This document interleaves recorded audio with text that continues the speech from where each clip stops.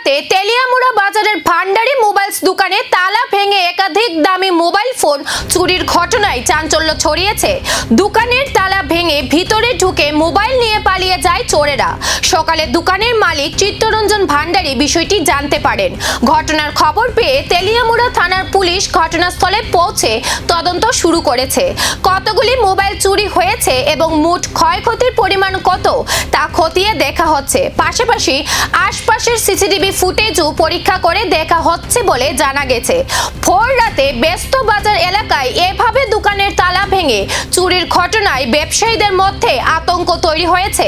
একই সঙ্গে বাজারের রাতের নিরাপত্তা ব্যবস্থা নিয়েও উঠছে প্রশ্ন। দ্রুত দুষ্কৃতীদের শনাক্ত করে চুরি যাওয়া মোবাইল উদ্ধার এবং অভিযুক্তদের গ্রেফতারের দাবি জানিয়েছেন ব্যবসায়ীরা। সকালবেলা কিছু জানে না, কিন্তু আমার দোকানের পাশে যে কাকু হঠাৎ করে সকালবেলা আমার কইছে তোমার দোকানের তো শাটার ভাঙ্গা সাবল করে রয়েছে, আইসারা দেখো।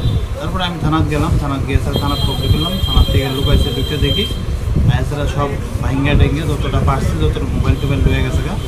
এবং লোকটারা দেখে মনে হচ্ছে মানে মার্কেটের মধ্যে দেখছি কিন্তু কোথাও বলতে পারে না। যেন সামনে লাইভ ডিমো আসলো, লাইভ ডিমোটা নিচে গা দোকানে দেখে আবার ব্যাগ সহকারে ব্যাগ লয়ে গেছে, ব্যাগ দিয়ে মাল লয়ে গেছে। কয়জন লোক আসলো?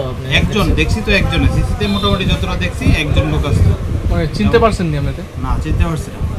মোটামুটি মানে কয়টা মোবাইল চুরি হয়েছে? প্রায় 10-11টা।